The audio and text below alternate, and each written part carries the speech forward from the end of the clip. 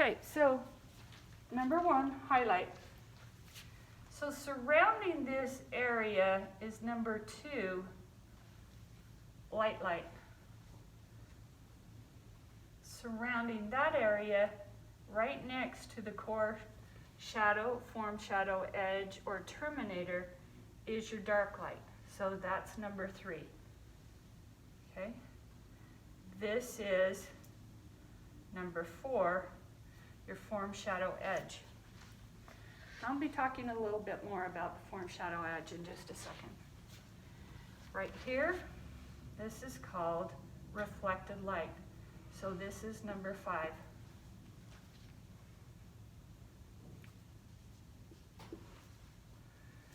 Get with my numbering system here.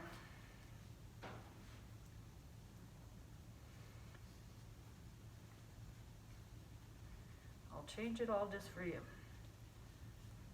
Okay? So this is umbra right here.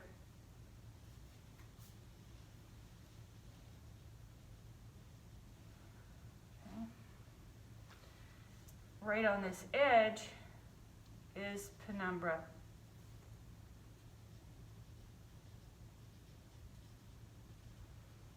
Okay?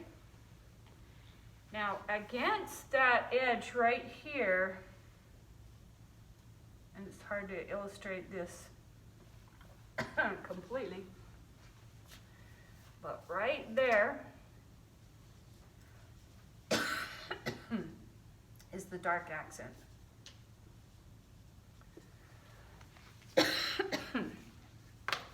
All right, I'm gonna have to grab a drink.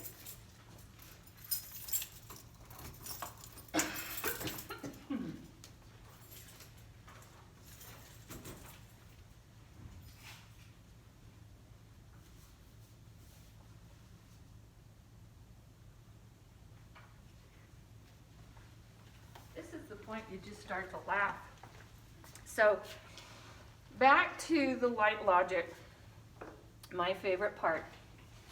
We're going to be working with what's called a grayscale. How many of you are familiar with a grayscale? Okay, so most of you have had some experience with a grayscale. A grayscale goes from 9 to 1.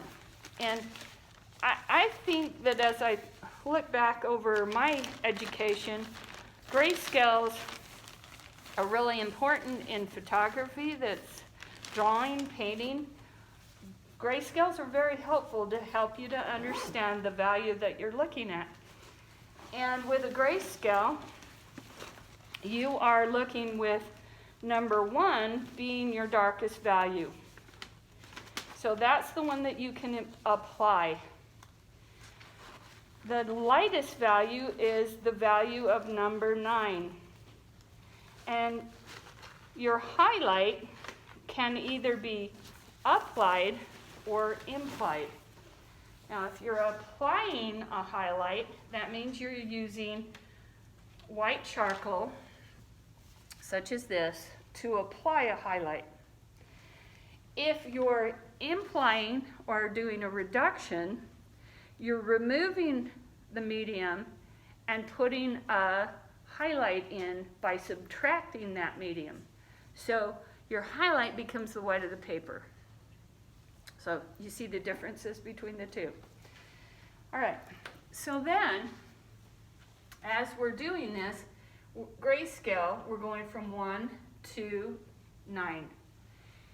And that's the first thing I'd like you to do in your sketchbook.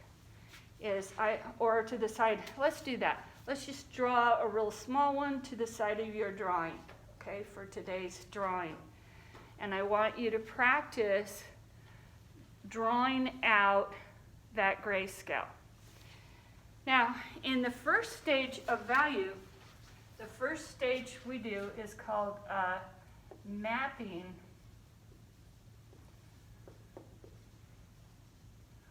Or more commonly, it's a notan. That is what's called a value study. Okay? So in the drawing stage, you're going to be drawing construction lines, not developing full value patterns. So today we're just going to be gearing up for this. With construction lines, you're going to identify your light logic in your drawing. You're going to show the form, shadow, edge, and you're going to show your cast shadow. And that's with line at this point. Okay, so you're developing a pattern down that form. And what you want is, and I hope you've seen this, so I'm going to remove it. The notan means that you're identifying what is in light and what is in shadow. Okay, so you've got those two parameters. You don't have to worry about halftones or middle values at this stage. A notan is strictly what is in light, what is in shadow. And I can bring in an example of that in just a second. All right, so I'm just going to talk to you right here. Then you're going to move into, once you've done this notan, what I want you to do is I want you to just identify with line your form, shadow, edge here. And then all you're going to do is a construction line from the back of your pencil like this that washes a general flat value 5 shape. Okay, so right now this is a very light value 5. It's generic, and it's just a construction line that comes into that area. Then you're going to take paper towel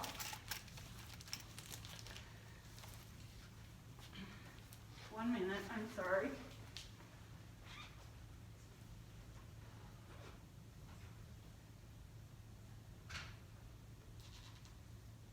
And you're going to compress this. So with, my favorite's Viva. Just a second, Sam. So you can use this towel provided by the school, or don't use this one, it's too rough. But then you are compressing this as a plane. So it's either in light or it's in shadow. But right now we first need a construction line. Yes, Sam? So when you said, go like this, I didn't see what you did. So you're just indicating at the back of your pencil a line. Can you just get where you can see? Yeah. This is just striking the form at a 45-degree angle. And I take my paper towel and compress this. So I'm not trying to turn the form at this point. I'm indicating what is in light, what is in shadow. That's the notan. So we're not turning form yet. Okay, can anyone describe to me what is the job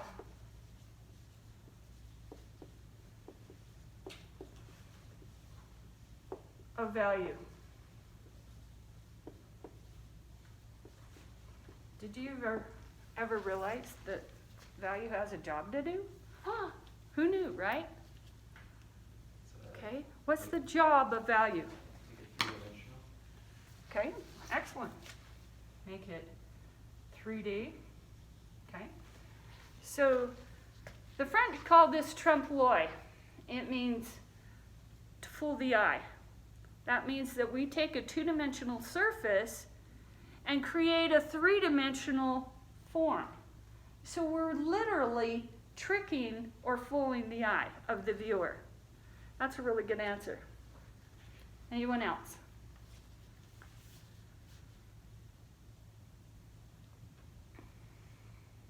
What's the job of value? Adeline? To provide depth. Okay, yeah, that's definitely an element. Adeline said depth. Okay, anyone else? I feel like Ferris Bueller. Ferris? Form of Pardon? Provide a form of color on the back of my image. Okay, well, that's part of it, Sam, but value is its own separate entity. Value is very different than color. However, if the value is right in color, then that's correct. Okay, so color has value, but value doesn't have color. Does that make sense? Wow, that's confusing. Okay. Would saturation will affect this? Pardon? Like the saturation of that value? Or would that be the other way around? Well, since you bring that up, you have chroma. But these are all elements of color. Intensity.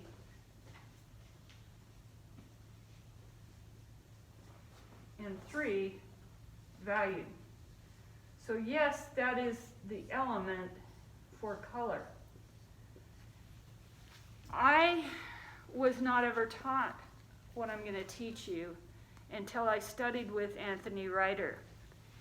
And one day, Anthony said to me, in fact, he was doing this workshop, and I was studying up in Seattle at the Gage Academy, and excellent school, by the way. Well, it was more than a workshop, it was a class. And he told us all this. We had this beautiful lecture, and it was like brand new to me. I had had 4 years of college, so I went through the entire program, and no one had ever taught me this. I was like, how come this isn't being taught nowadays? Well, a lot of the times it's because the instructor that I was learning from, he didn't use it. And so you're going to get what those instructors are actually using and thinking about.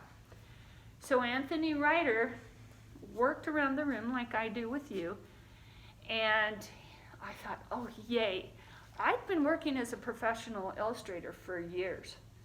And I thought, oh, this is so exciting. He'll get to my drawing and he'll just go, bravo, bellissimo. And I'll just wow him, right? And that was the goal, to just impress him.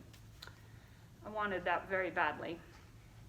And he got to my drawing and he sat down and he said, Sandy, what are you doing? Well, I hopefully am never arrogant, but I thought some of the best value work you've ever seen. Pretty arrogant. But I said, well, I'm just doing what you said to do, and I'm focusing on drawing this and getting the light right. And he goes, no, seriously, what are you doing? And that moment was so pivotal to me that I hope you have the same kind of experience at some point. Not that I can artificially convey that to you, but at some point, you have to understand the importance of value. Value does not decorate, although it can. Value has a job to do. So here's the job. It turns form to the light.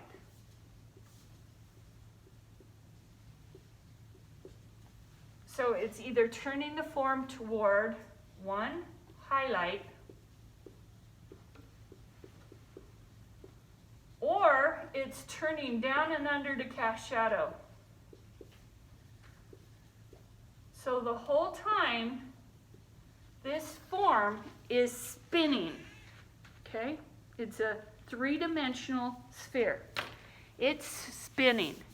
So this whole time, there's not an area where value takes a party and just lays down tone with no purpose to it. It's just decorating, and it just feels good to lay down that value. It's got a job to do. Its primary goal is to turn the form toward the light. So it's either turning up to highlight or down and under to cast shadow. Those two elements.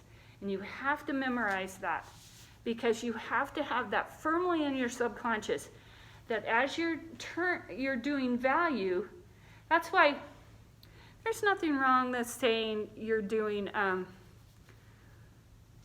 what is it? I like the terminology modeling the form instead of the word shading.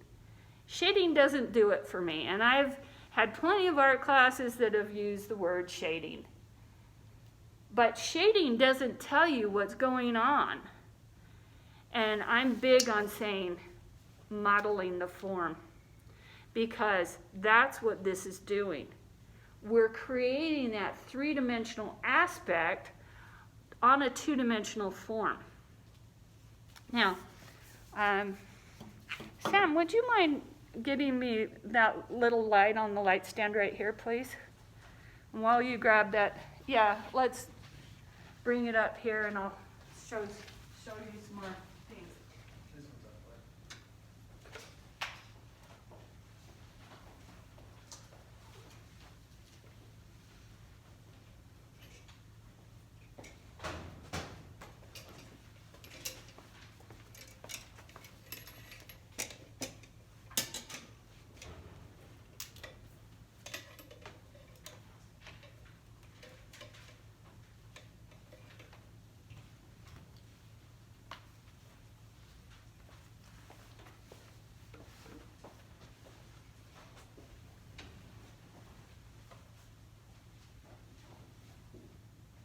Hopefully one of these has it in it. But here, I brought you a drawing that I did in charcoal. And I'll put this up. Because it's kind of descriptive of what we're talking about. So,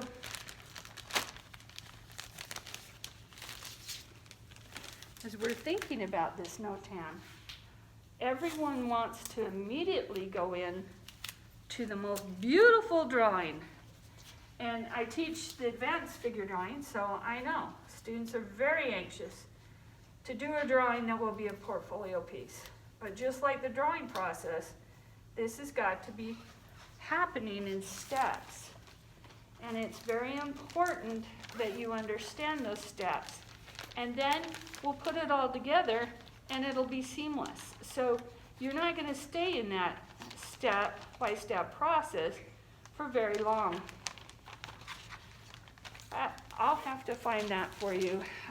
I apologize for not having that immediately accessible. So, as we think about this light logic, oh, thanks, Sam, that was awesome. You need my own. No, I can do that, but thank you. That's incredible. Okay, so here we have this sphere. All right, now, all of you can see right here that edge. This is light, this is shadow. And in between that is the form shadow edge. Okay, so that is called sometimes the bedbug line. It's also called the core shadow. It's called the terminator, or most accurately, the form shadow edge. Now, it acts like the phases of the moon. So as I bring this around, what Richard could see on this side of the room, the shape of the form shadow edge, may not necessarily be true back here for Lou or Adeline. Okay, so that form shadow edge, that is the division between light and shadow. Now there's an old adage in figure drawing, and that's really an important one.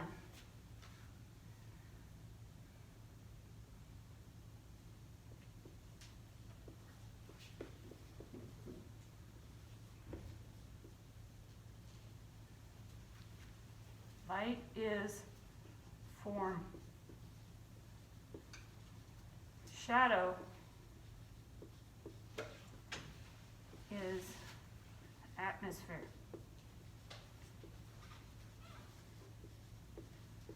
Okay? And most of our work is done right here in shadow to begin with. We're not working in our halftones or middle values to begin with. We're developing this light logic. We stay out of the light zone to begin with. So the core amount of work is done in shadow because it's very essential to the project that you get that solid understanding of what is in light and what is in shadow. And I used to think, like when I was an illustrator, that the highest ability that I could show is from this edge right here. Turn this form and show this subtle turn clear down and use the entire grayscale from light to dark and turn that form down and under to cast shadow. Now I know differently. Okay? So as I mentioned, we have a primary light source, we have a secondary light source. The secondary light source is created as this sphere sits on a surface. Light rays come past this at a 45-degree angle. They then strike back onto the form like this and emit into this area, creating what's called reflected light. Sam? Now you say 45-degree angle. Are you talking like it goes around the? No, it does not. It does not go around. Oh, I mean. It strikes it and goes past. Okay. So it's consistent. That's a good question. So that light is striking like this. That's why you're not picking up light here in cast shadows. It doesn't bend around the form. So it's striking obliquely at a 45-degree angle. Okay, that's always true. But the light rays, it's hard to demonstrate this right here, so I'll draw it for you, but the light rays, as it strikes this form, this is the primary light source for this sphere right here. Okay, primary light source. This is the form shadow edge right here. This is reflected light right here, meaning that that secondary light source comes from the surface that it's sitting on and bounces back into the form. So light strikes here and bounces back. Now, this will date me, but there used to be these gumball machines that we would go to the grocery store and we'd find change and find this, like at the time it was a nickel, but we'd put that in the machine and get these bouncy balls. Okay, we called them go-go balls. And you throw that down and it bounces up, right? Basic science. Throw it down, bounce back. Well, that bounce of that ball is light striking back onto the form. And it creates this area of secondary light right here. But using this adage that shadow is atmosphere, what I later learned is this whole area is quiet.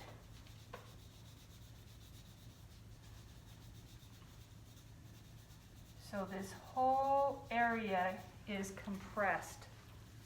When I talk to you individually about an area, that means instead of using a full scale here, from light to dark in this section, this is quiet. So instead of using 1 through 9, this tonal range right here, all of this is compressed, meaning there is a flat plane here that has no value range from 1, 2, 3, 4, 5 in here. This is all quiet because light creates form, shadow creates atmosphere. So this helps us with perspective. Now, knew you weren't going to get out of more perspective, right? So we have two types of perspective. Well, we have lots of types of perspective, actually. Who knows what the two primary types of perspective we use in this class? Anyone? Linear, all semester long, we've used linear, right? Now, we're going to use atmosphere. Okay, so atmospheric perspective, where before we were using linear. Okay, so here's the premise behind atmospheric perspective, is this.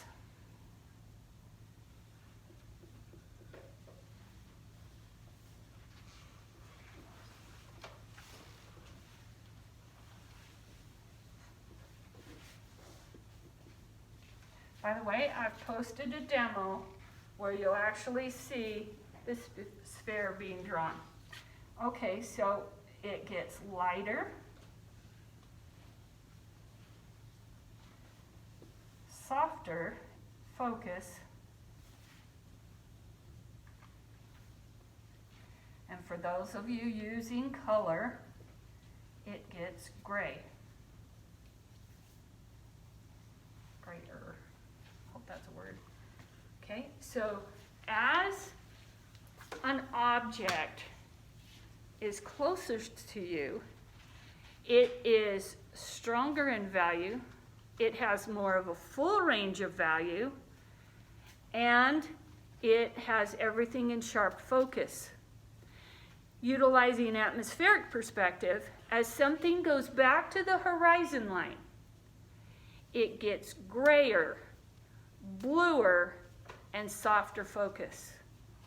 Now you think about how this applies to landscape painting, for example. Okay, outside, when you look at the landscape closest to you, that's in critical focus, correct? Those of you that are in photography, that's a photography term, critical focus. Okay, so that means the focus closest to the viewer is a tighter, higher contrast than the focus that would be toward the horizon line. How do you get the horizon line, by the way? This is linear or atmospheric. Comes straight out from your pupil of your eye, straight out. So it doesn't matter if I'm down here or if I'm way up here, eye level is always the same, okay? So the eye level comes from the viewer's eye straight out. Lou, you had a question, please. It's called depth of field. Yes. It means that one thing will be in focus and the rest will be slightly out of focus. Correct. So you have to Correct. pick the most important thing on the picture or photo or so on. Excellent. I hope all of you heard that. So depth of field is what Lou is talking about. So Or you're in photography. that's correct, but it applies here as well. So let me recap, because this is just the beginning. I'm introducing you the terms of value. Now we're going to apply it. So when Bree is on the stand, step 1, you're going to do a value scale in 9 steps. And do it small so it doesn't take the whole class period. Okay? The steps in between these segments are 10%. So you go from your darkest value here all the way up to the white of the paper. And the difference between each step is 10%. And section off each segment. Okay? That's your grayscale. Some of you, I know Richard's in the Foundation 2 class before I set up, and I've seen him do a grayscale, both in value and color. Richard, did you like that experience? Yeah. So now, Richard, you're going to do that with graphite. That same principle. Okay, so each of you have that opportunity. In the meantime, I'll find my notan and just show you again and post it for you. You're going to, again, do the drawing like you know how to do. This is also sometimes what will happen in the human brain is you really understand well what you're doing, and then all of a sudden you add another element, and all of a sudden you go, now what do I do? So I assure you, it's the same drawing process. You're going to look for your proportions. You're going to look for shapes. You're going to look across the form globally. All of that from gesture, early block in, all of that is to obtain accuracy. That has to be there. If you start value and that's not firmly in place, it's work. Okay? So don't feel rushed to get your proportions. Focus on that. A drawing can stand on its own with line, and it can be very beautiful. But if you start adding value, you'll quickly see the error of your proportions. It just happens. So in graphic design and illustration, we always had to do, and our professor didn't ever give it a name, but it was a value study where we had light and we had black. So those two dichotomies, one against another. And that was really beautiful to see it so graphically with a black marker. I loved how that looked, and I still do today. But now we're going to develop that full range of value. And you'll quickly see by seeing value shapes if your proportions are correct. So there's not a point in your drawing where you go, oh no, I can't make any changes at this stage. That's not correct. But you want to have solved some of the bigger issues in the earlier stages because it's easier to change at that stage. Once you've developed your value, it's a little more challenging to move an eye, for example. And sometimes we don't want to do that by that stage. We want to just leave it as it is, right? I know that takes a lot of discipline to make sure that we never allow ourselves to accept inaccuracy. We're constantly working towards excellence. Okay, so we've got a job to do, turn form to light. We have values that light is form, shadow is atmosphere. We're going to work towards a value study or NOTAN, and this is also called mapping, and it's the first thing is going to be done with just a line. So what I mean by that is I'm going to just indicate, okay, so this sphere, I'm going to just draw that sphere. With line, I'm just going to indicate where the form shadow edge is. With line, I'm going to indicate where my umbra and penumbra is. Okay? Just basic. If you're not certain on this, raise your hand and I'll come and help you. Okay, next we're going to then fill in this area with just a light construction line. And I can demonstrate that on your own individual drawings. Remember that light does not bend around form. Light strikes obliquely at a 45-degree angle. And every single drawing you do, you will have all these 7 elements. Now, it's harder for me to show this where I have to show it holding this sphere, but the dark accent occurs right here. Okay?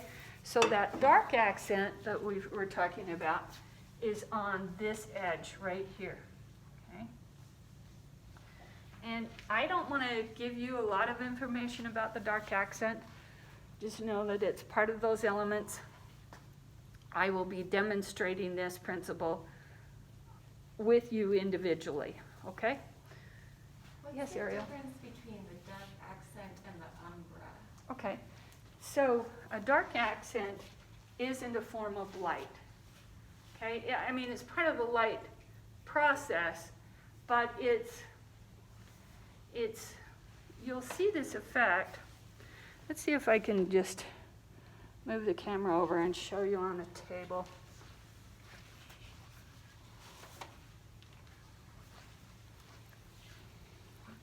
Okay, so here's a white surface. We might have too much. Lou, can you reach that cord, please?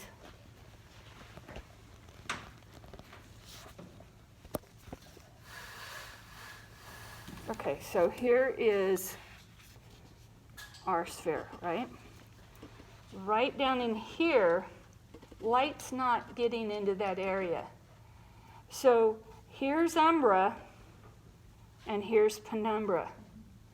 Now, where form shadow edge does not bend or conform to the shape that it sits on, cast shadow always conforms to the shadow, the shape of whatever it's sitting on. Okay? So, again, here is a small demonstration. Do you see how that's conforming to that shape? Okay, let's do this. This is basically what you should have done in foundation. Okay, so do you see this paper? So that cast shadow is sitting right on the shape of the actual paper itself. Let's see if I've got a piece of paper I can do this even better. That works.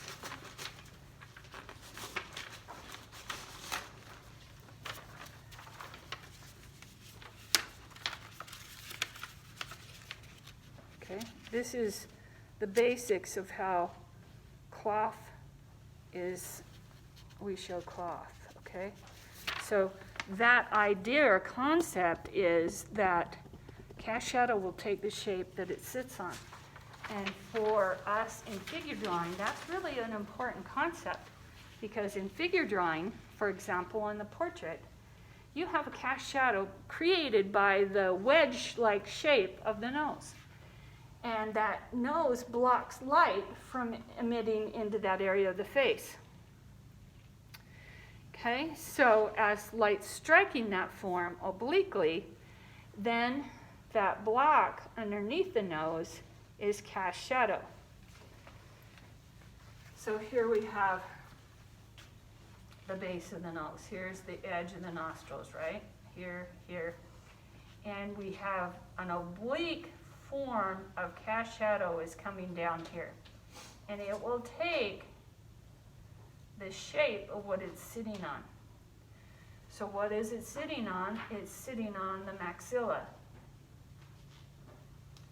So we both have to round this as that's underneath this shape. It's going to take the shape of the maxilla, and so it has a plane change that comes across like this. That's called latitude.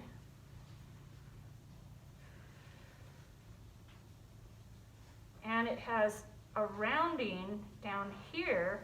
This is why we start with the planes of the head. This is why we understand cross contour lines.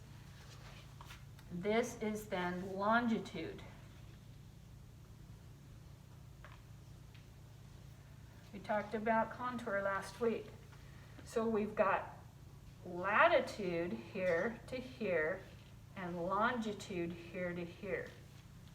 So that cast shadow can create that shape around the form. It rounds this way and this way. But that's kind of the next step. So that's a really good question. And I'll cover more on that on part 2 on Wednesday. I'll post this for all of you. You can review it if you'd like.